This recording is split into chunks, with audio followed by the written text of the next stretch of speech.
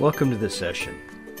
In today's session, we're going to take a look at portfolio management and the investment policy statement. Essentially, this is a process that ties together all of the things that we talk about in this course. How do we manage the relationship between the investment advisor and our clients, and in particular, the individuals and companies for whom we manage portfolios? It's based on the text material from our McGinn textbook that's available at the VIU library that you have full access to online. Again, make sure that you've had a chance to look at the book. And we're going to cover some of the main headings in this chapter, but we're not going to go through it in as much detail as the textbook provides. That's up to you to keep up with those readings. But to introduce the topic today, we're going to go over most of that chapter. And in today's session, we're going to provide quite a bit more information than I would like to provide in one of these short videos. So if you do find that the video is running a little bit long, if your attention is starting to wane, please feel free to take a break, hit pause, come back and start again after you've had that break. And of course, if you do find anything particularly difficult, there's always the rewind button. So in today's session, we'll look at some of our major objectives, understanding the importance of the portfolio perspective, why we look at a portfolio rather than investments in just one stock, the complementarity of stocks and bonds and other alternative investments, and how they work together to create a portfolio. We'll look at the steps of managing an investment portfolio, and some of our basic objectives or clients' objectives, and some of the constraints. This approach is something that we understand by looking at the behavior of some very successful investors, like Warren Buffett. He doesn't just invest in Apple or Coca-Cola or Geico or a particular railway. He invests in a portfolio of investments, and some of those investments will clearly outperform the others. But the combined effect of those different assets has made his portfolio one of the world's most successful, has made him one of the world's richest people as well. So, of course, he does make mistakes, and when he does make a mistake, the market loves to call him on it, but on average, his portfolio significantly outperforms the market. The portfolio perspective essentially takes a look at the different economic factors that affect the returns to different classes of assets. And we also look at the risk and return for individual assets, but also the relationship or the correlation of the risk and return between those assets. Taking a look at one thing only, taking a look at one particular type of stock, one particular type of asset, stocks or bonds, alternative investments, ignores the interrelationship between those. For example, at a time when our stocks might be doing very badly, our bond portfolio might be covering for the weakness in that class of assets. So it's important to understand the overall holistic picture. There are three main stages in almost anything. We plan, we execute, and we get feedback, and then we start the process all over again. In the planning step, we identify and we specify what the investor's objectives and any particular constraints that they have are.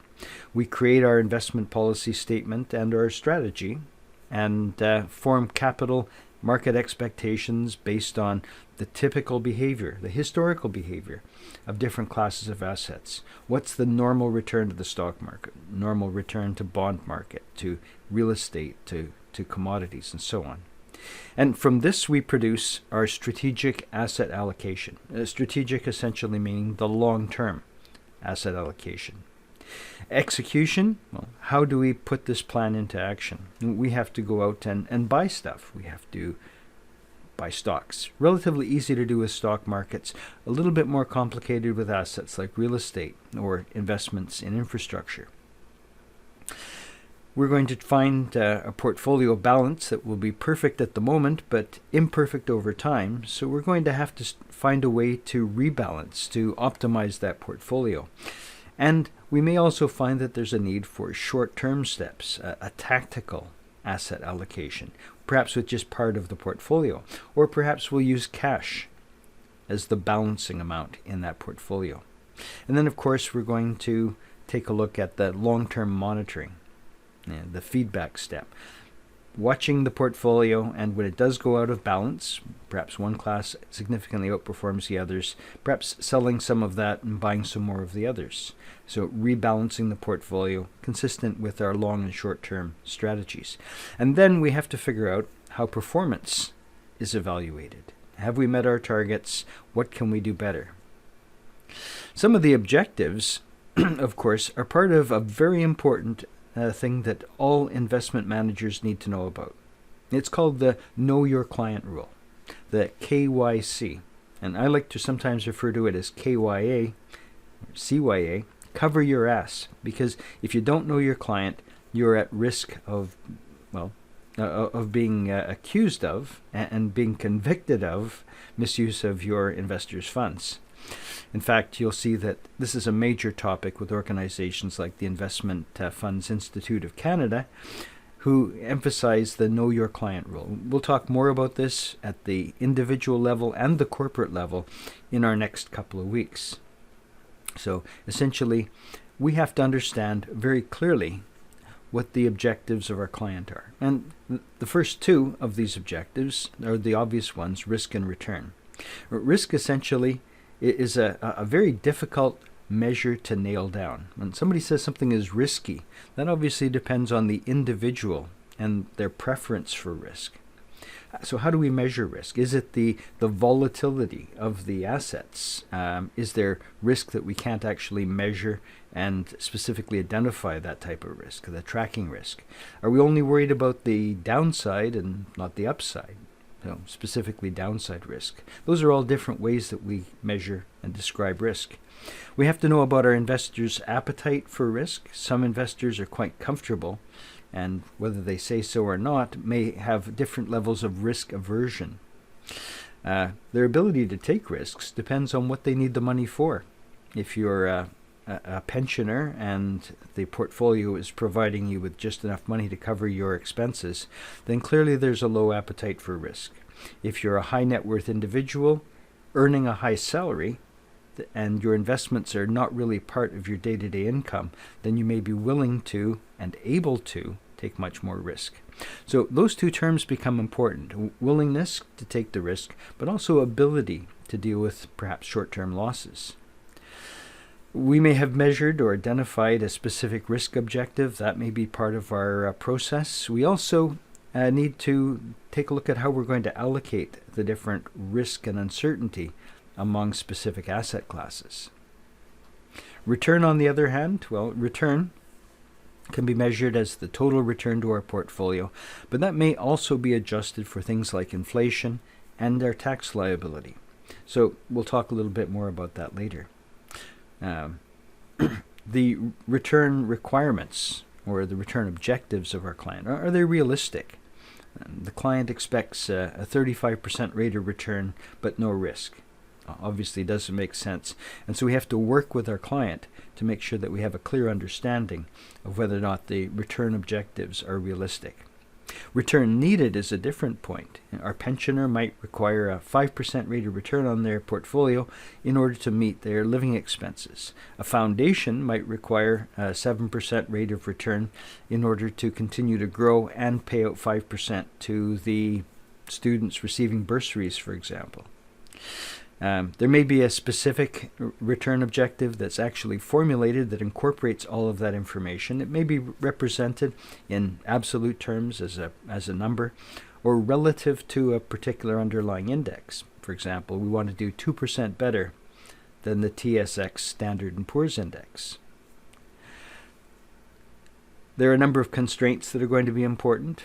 Liquidity. Will we be able to leave the money in investments for a long period of time, or will there be significant demands on that? For example, a pensioner might have $1 million portfolio but need $100,000 to pay off a mortgage in 3 years' time, or money required for a student's tuition in 2 years' time. Time horizon may be simple or complex. Simple, essentially, we have planned to retire in 20 years' time. We have a need to buy a house in 5 years' time. That's a simple horizon. That's what the investment is for. That's how it'll pay out. Or it can be a multi-stage type of investment horizon, where we're going to invest for the next 25 years to retirement, and then from year 25 to year 35, we're going to continue to build capital in the fund, and then from that point until the end, we're going to run down the fund, or create a family trust, perhaps, so that we can pass money on to the children and grandchildren. Simple 1 stage, 2 stage, 3 stage, or even more may be part of our plan. Different types of investors have different tax liability. Foundations may have no tax liability if all of the tax exposure gets passed through to the ultimate investors. They may be charitable foundations with no concern about tax, or they could be a high net worth individual paying the highest marginal tax rate. So whether or not your investments provide taxable income, or whether they just create capital gains, may be a big part of your plan.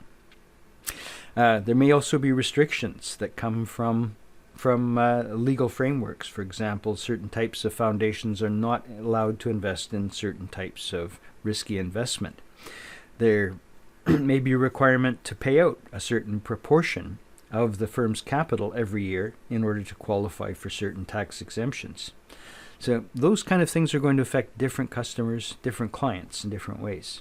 And then there are a variety of unique circumstances that we'll talk about in just a minute. We have already covered a lot of those points, but just to reinforce that, the investment policy statement is the document that defines our investment policy strategy. Now, essentially, it says what are the investor's objectives and constraints, as well as our requirements as the fund manager for reporting, for rebalancing or reinvesting, any types of fees that will be charged for specific activities, or just a general fee against the entire balance of the fund, what the foundation or the individual's investment policy statement, strategy, and style are going to be. It ensures that all of the future investments are going to be consistent with the things that we've said that we would do. It becomes a legal contract between us and the client that essentially says this is how their money will be managed. And it provides protection for the investment advisor in case something goes wrong, because they can say, well, look, we agreed and you signed this document, and this is exactly what we've done. You'll see that individuals may have a less carefully crafted IPS. Foundations typically have got one that's very clearly stated. A great example, we have not a great example, but a local example, we have the Vancouver Island Foundation's IPS. You can have a look at it on their website. It's connected to the VIU website. And essentially, the VIU Foundation manages an endowment that's provided by nice people like you who give VIU money. You graduate, you get a great job, a fantastic income, you have a need to give back. You could randomly stop students as they come out of the VIU campus and give them $50 each, or perhaps a better long-term approach would be to talk to the university development people and say, I'd like to create or to help create an endowment for bursaries, or to provide better salaries for professors. And they will say, well, we do have this foundation, we'd like to put that money into it. Would you agree? Essentially, the rules for the foundation are set not by the investment advisors, but they're set by a board of directors. The board of directors, in consultation with the professionals, help to craft this document that says essentially what the fund is for, what type of risks they will take, and any specific constraints, any type of investments that may be specifically disallowed. I'm not going to read the document to you here, but you'll see that it does go into things like the type of investments, fixed income securities, credit ratings, any kind of disallowed investments. Junk bonds, you'll see, are not on this list. They can't be part of the core investment fund. Specific restrictions on Canadian equities. So while there are no absolute limits saying that we'll only invest X% in certain types of stocks, it says that we will not invest more than a certain percent in those stocks.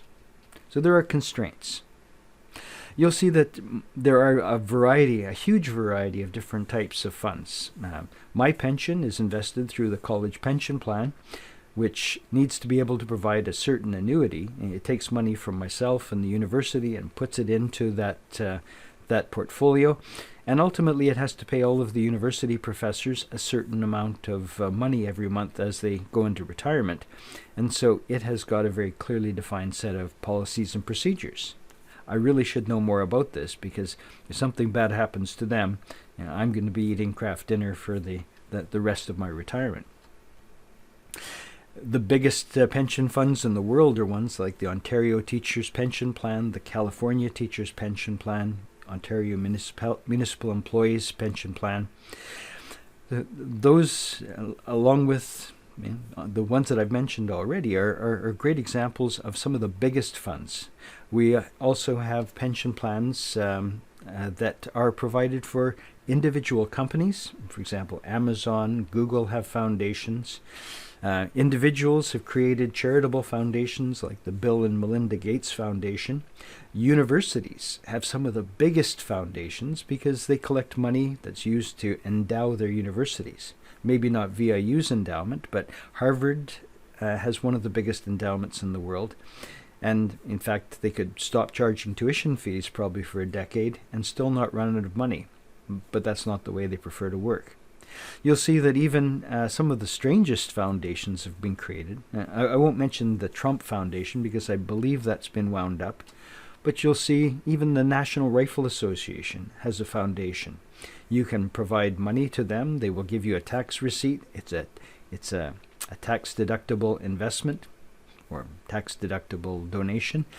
And your money will be used for specific purposes, mostly to encourage people to have guns.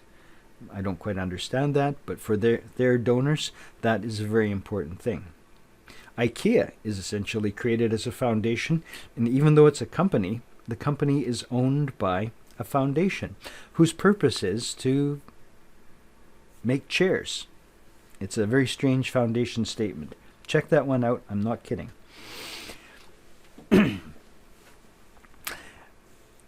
I would like for you to do a little bit more independent research. You'll see that if you follow this link, there is a document produced by the CFA Institute, Elements of an Investment Policy Statement for Institutional Investors. We'll be talking about individual investors first. In session 2 weeks from now, we'll be looking more at the institutional investors. And it does give us a very specific guide of the components of an IPS. Some of those components include things like a basic description of who our client is. Because we need to be clear, if our client, for example, is the National Rifle Association Foundation, that's not the same thing as saying the National Rifle Association. They're different legal entities. So we have to be clear, clearly specify who it is we're talking about. The purpose of the IPS is to establish policies and guidelines.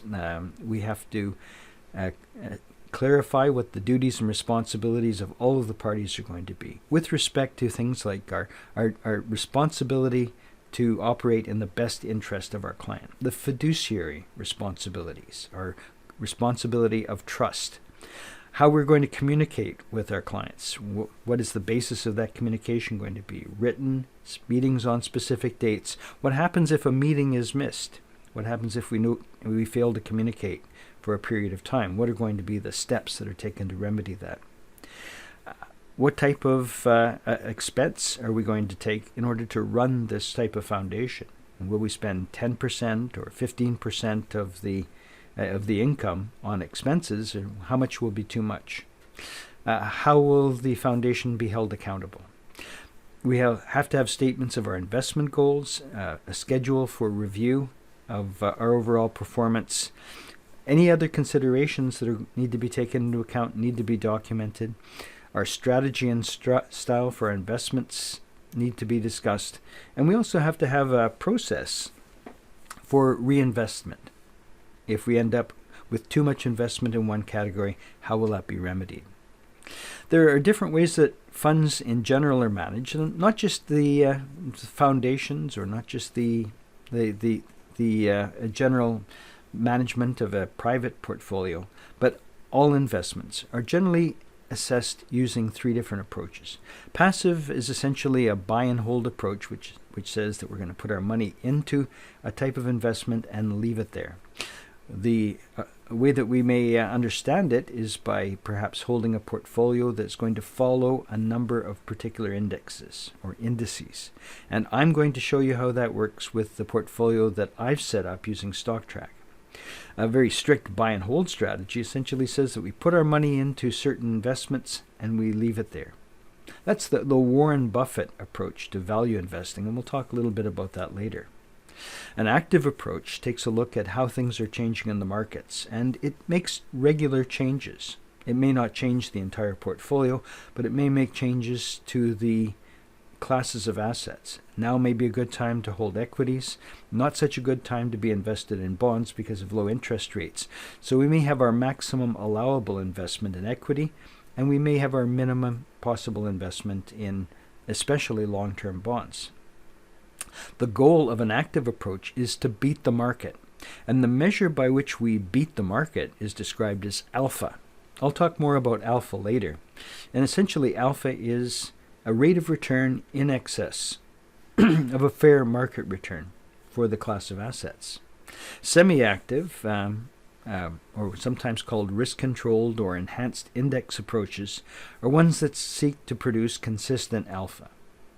They're trying to regularly beat the market by playing with the balance of the portfolio, not just by picking good stocks. Now, we start off with an overview of what the markets should be producing. We know that certain classes of assets are riskier than others, so we expect a higher rate of return for riskier assets. How risky those assets are depends on things like the recent history and the things that drive that particular type of risk. For example, equities are driven by business cycles, and so the stock market reacts to enthusiasm about the future for particular economies. Bonds, on the other hand, tend to be driven also by business cycles, but more so by the interest rates that are being charged and our expectations of things like inflation. Real estate, commodities, private equity, all different classes of assets have different drivers of value, and as a result we can take a look at the historical average of not just the rate of return, but the volatility or the uncertainty of that return. You'll see, for example, from this particular chart that I borrowed from BNP, Banque Nationale Paris, Paribas website, it shows a slightly dated but still relevant relationship of certain different assets, not all classes of assets, but several of them that BNP is involved in. For example, on this we have cash. Down here in the bottom corner, cash has the lowest rate of return, or expected rate of return, and the lowest level of risk. Another one, like emerging market bonds, produce about a 7%, 6.5%, 7% rate of return, and they have a level of volatility of about 10%, so they're riskier. Others, for example, emerging market equities in Asia have about a 10% rate of return and about 27% volatility. Sounds like listed real estate in Hong Kong is the riskiest and almost the highest rate of return. Now, they've used a regression line to essentially rank these and say that we would expect that the risk and return trade-off would follow this straight line. And so these are our expectations. This is our belief of the type of investments that we can make, and they're historical. Remember, history does not perfectly predict the future, but historically this has been the relationship of risk and return for different classes of assets. We have to convey that to our clients, because if they say, I really need a 30% rate of return, and say, well, you're not going to get a 30%, well, not going to get a 30% rate of return with any of these, but the highest rate of return that you're going to get based on our expectations would be to put a lot of money into risky assets like leverage buyouts and private equity funds. Yeah, their numbers are always off. I would not trust that number at all. Equities in emerging markets and real estate in certain markets as well. That's all about our expectations. Now, from this information, we start to work on our strategic asset allocation. How much are we going to put into different classes of assets? And from the introductory video, you've already seen that I've already done my strategic asset allocation. Stocks, bonds, US, Canada, emerging markets, private equity, commodities. Those are all fit into my approach, into my overall view. And that's based on kind of an average type of portfolio that would have been managed by most foundations. We combine our investment policy statement with our capital market expectations and create target weights. We want 30% of this, 20% of that. We may also create certain boundaries, and we say if we go over 30% of this, then we'll rebalance, but between 25 and 30% is good. If we're doing this and we're creating a portfolio that's going to have a single period, perhaps we're going to run the foundation forever, perpetuity is our long-term period, or perhaps we're going to invest for 5 years and then use the money to buy a house or to go to graduate school, or perhaps to create an RESP for our kids. That would be a single period investment, and so that would be relatively simple to plan for. If we're planning for an individual and their strategy is to, for the next 20 years, to earn a high income, and then from year 20 to 25 to have a very comfortable retirement, and from year 25 to 50 have a less active retirement, and then from year 50 to infinity create a foundation for their family, that would be a multiple stage perspective, and it would be much more difficult to plan for. Our portfolio selection and implementation stages essentially are where we are going to work, or our managers are going to discuss with the clients how they're going to put together the portfolio. They'll use analysts' input, and that's one of the reasons why the highest paid analysts work for the biggest investment managers. They're going to put together a set of recommendations, perhaps a model portfolio, and they'll test the model portfolio and show that to the client. It may involve a number of different types of quantitative optimization approaches that we'll talk about a little bit later in the course. Things like smart beta, for example. We'll then implement our portfolio choices, and we'll do that with the benefit of our stockbrokers. If you're part of an investment bank, you have a trading desk, you work together with a stockbroker to actually go out and buy the particular types of stocks, or a bond broker perhaps, or real estate broker, to actually create the portfolio. Of course, here we're trying to provide the best return again for our client by minimizing our transaction costs and providing the best execution, something we'll look at in, I think, the second to last week of this course. Some of the elements of our performance evaluation: how well are we doing? Well, you've seen how complicated that is as you go through a degree program, because evaluation's constantly changing. Sometimes there's a participation mark, sometimes it's a midterm, sometimes there's a big project or a group project. It becomes more and more difficult to evaluate our performance when we have more complicated criteria, and especially when things change all the time. How are we doing? Well, we made a 20% rate of return.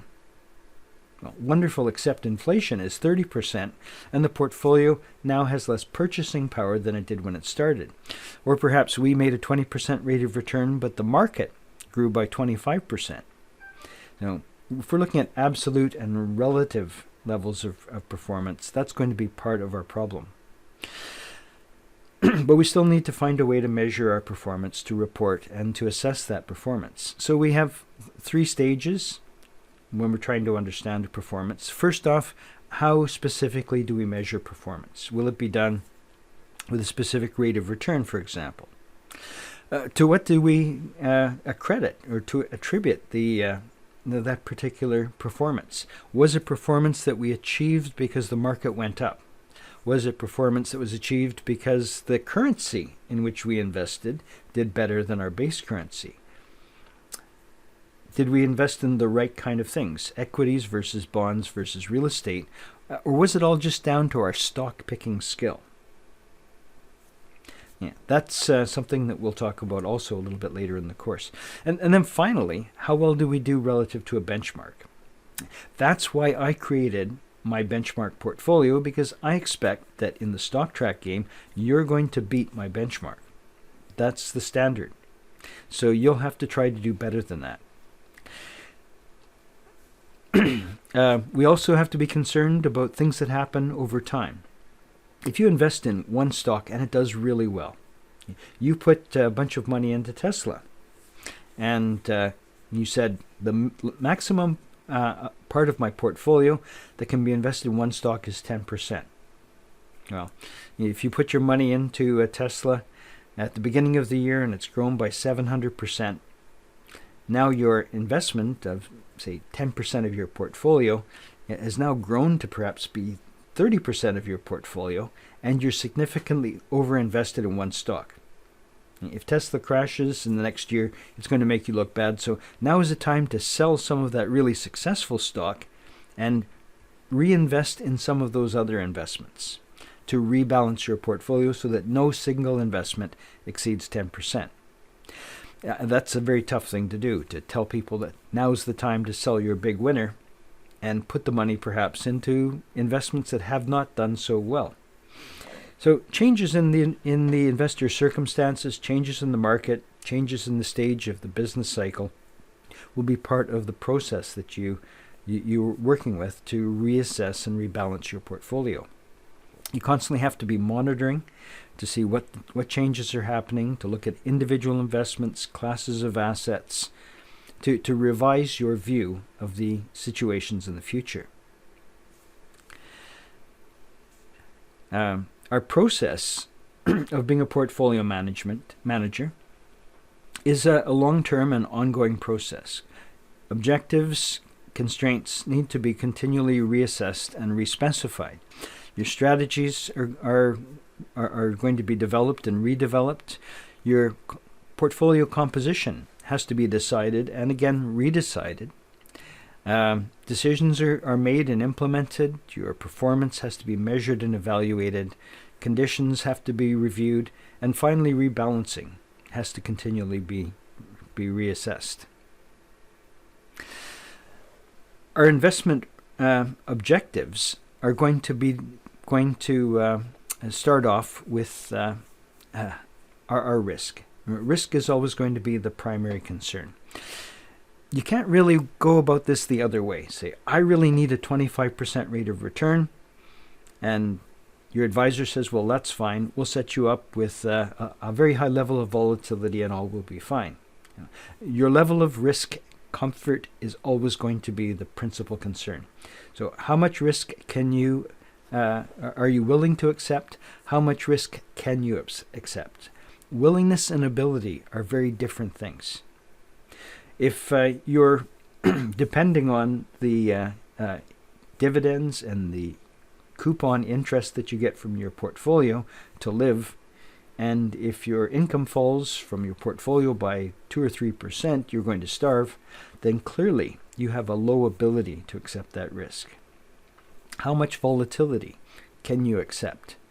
Do you have particular targets with respect to ultimate value of the portfolio, your ultimate wealth? If you have high targets, you obviously are going to require higher levels of risk, and if that may be part of your objectives, but not be part of something that you can achieve. Do you have other liabilities, a tax bill or a lump sum mortgage payment that has to be made 5 years or 3 years into the future? Those things may also limit your ability to take risk. Risk tolerance and aversion, it isn't something that's specifically connected to your ability, but it's about your personality. How much risk are you comfortable with? And again, that's a personal trait. You can't really get that even by asking somebody. It's a very complex thing that we'll talk about measuring it a little bit later. The type of questionnaires that are often used, for example, or the rules of thumb that good investment managers use to be able to predict how much their clients can accept that risk.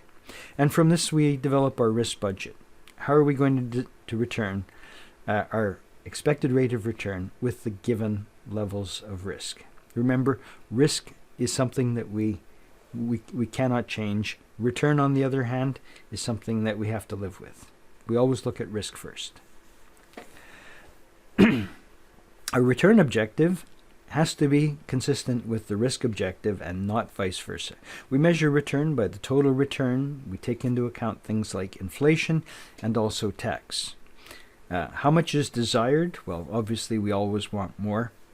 How much is required in order to meet our objectives is much more practical.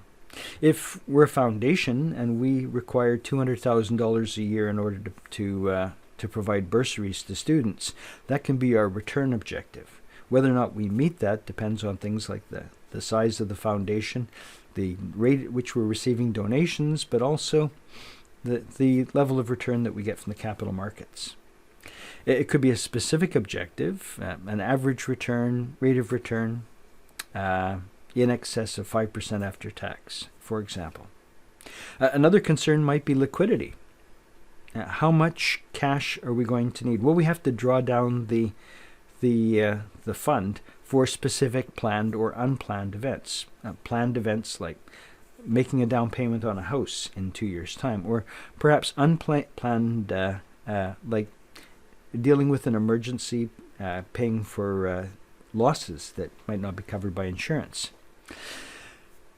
It may also require allocation into assets that can be converted into cash easily. For example, a general insurance company may keep a lot of near cash investments because they need to be able to pay for claims if there's a major event like an ice storm or a hurricane or an earthquake.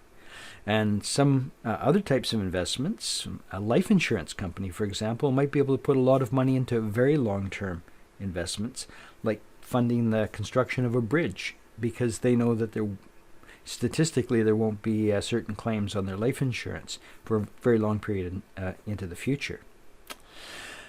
Sometimes we can also cover this with derivative instruments or by using reinsurance, and we'll talk more about that later on in the course. Time horizon is something that varies according to the investor. Short-term, long-term, some of these things are actually quite relative. Short-term typically is a period of 1, 2, 3 years. Long-term is typically a period of over 10 years. Again, depends on the market. Some markets are faster changing, and long-term might actually be a much shorter period of time. Some other constraints are going to interact, like our demand for liquidity, with the time horizon choice. Longer time horizons allow for more risk tolerance. Highly volatile investments, equities for example, may have an average rate of return that's quite high, but in the short term they may go down much more than other investments like bonds or certainly cash type investments. So we can invest in more volatile investments if we have a longer time horizon. If we have to deal with multiple time horizons, it's like running a multiple portfolio investment. You have the short, the long, and the medium term portfolios, and we have to build our investments around those portfolio requirements. And our investors' willingness and ability to take risk may be another factor that is going to affect the timing. There are a number of other constraints. The IPS statement from the CFA does go into those in quite a bit of detail. For example, tax concerns. There are different tax rates for different types of cash inflows. For example, if we receive a dividend, typically for an individual, that dividend is treated like income and is taxed at a high rate, where a capital gain might be treated a sale of a stock might be treated as a capital gain, which would be taxed traditionally at a lower rate. There may be other tax advantage vehicles like a TFSA for individuals. There are other factors that may be important, like estate taxes. For example, your principal residence may be treated in case of inheritance as being tax exempt, whereas a cottage might have a significant tax liability because it would be charged at the full capital gains rate.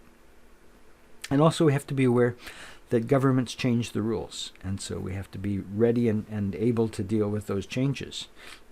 During the 1990s, for example, the British government decided to create a one-time capital gains exemption and gave everybody the right to sell their property. It certainly speeded up the housing market, but sometimes it meant that people were selling their houses to themselves to get rid of a future capital gains obligation. There may also be legal and regulatory restrictions. For example, in Canada, we didn't used to be able to invest more than 15% of an individual's retirement money in international investments. And so that, of course, has changed. There may be restrictions for foundations that say they can't invest more than a certain percent in certain types of assets, or insurance companies, which are federally regulated, may not be able to invest more than 1% in something like private equity funds. So those things have to be part of our portfolio overview as well. There are also a number of very individual characteristics. Perhaps we have personal feelings about things like alcohol, tobacco, marijuana, weapons, blood diamonds, and so on. Perhaps we don't invest in oil, in carbon investments. If those things are going to be important, then that also has to be built into the IPS. It has to be recognized in advance. There may also be concerns about the investor's personal health. There may be dependents who are going to require funding, or may have alternative views about the investments that need to be considered. And also our client's expertise, whether or not our client really is capable of understanding the full degree of risk. Finally, and I don't know why they always leave this to finally, but the last part of our investment policy statement formulation approach needs to take into account ethical considerations. Probably as a personal note, I'd say this probably should be our first, middle, and our end consideration. It's not just something we look at the end when we're getting dozy because it's been a very long video. Portfolio managers need to always put first the well-being of their clients and any other interested parties. Because of the difference in knowledge, and it isn't exactly like going and buying a tin of beans at the supermarket, because a purchaser, a vendor are pretty capable of understanding the relationships in that sale. Now, you can get a bad tin of beans, I guess, but you wouldn't go back to that brand again. The cost of a bad decision is low. The relationship is essentially transactional. In portfolio management process, we say this is an incomplete contract because it actually does take years for the contract terms to be completed. And there's a huge difference in the knowledge between the fund manager and the investment professionals and the typical client. And so you're operating in a position of trust. We have huge fiduciary liability. We have an obligation to operate always in the best interest of the clients. It's a legal requirement more than an ethical requirement at the stage of professional investors. But the ethical side essentially says that not only are we investing because it's the right thing to do, we're investing because it's a requirement for our business. It's a necessity in order to have the continuing trust of all of our clients and our future clients as well. And of course, if you're a professional who's been certified by a body like the Chartered Financial Planners, the CFAs, or if you're working for a larger company, it's going to be part of your professional code of conduct. This has been a relatively long video. I hope it's been useful for you. It covers a lot of ground. It includes material we're going to look at in the next couple of sessions, where we start to talk about the investment policy statements for individuals and for foundations. I'll look forward to seeing you in the next video.